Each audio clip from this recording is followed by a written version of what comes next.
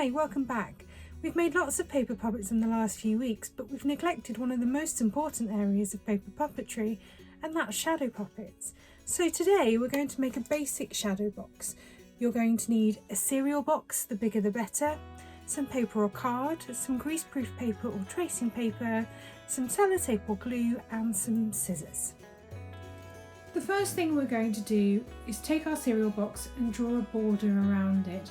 It doesn't really matter what size this is, I've just gone through all the width of a ruler for convenience. Then cut out the middle section.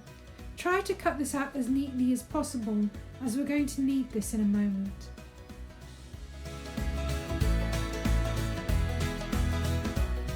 Now use your middle section to make a template for your screen. Draw a nice border around it. This doesn't have to be accurate, it's only where you're going to stick it onto the cardboard box.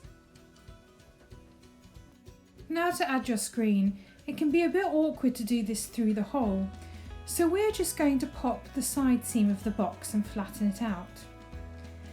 You can use glue to stick this on, but I find sellotape is much easier, especially if you're using greaseproof paper where the glue might move around a little bit.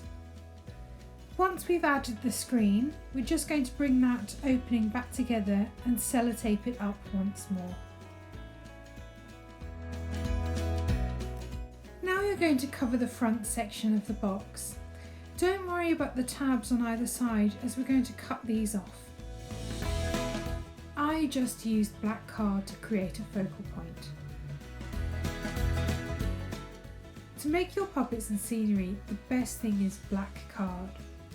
But if you don't have black card, I recommend using plain card or paper and then colouring it in. I'm just making some waves to act as scenery and a little boat to be the puppet. Once you've cut out any moving parts, you'll need to add something to allow them to move. Something like a skewer is perfect, but an old lollipop stick or straw, if you have them lying around and want to recycle, will work pretty well too. I think sellotape's the best thing to glue them on here. And then you're ready to go. All I've done is popped my phone in the back of the box to act as a torch, and you can move the puppets around inside.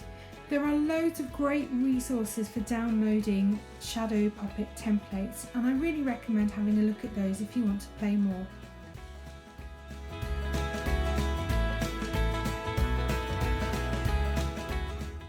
I hope you've enjoyed making your paper puppets with me.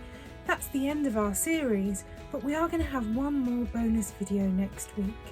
You're going to need a few things to prepare in advance. You're going to need a teddy bear, some chopsticks, paintbrushes, pencils, anything you don't mind gluing together, and some thread. Preferably nylon thread like fishing line, but any strong thread will do. See you next week.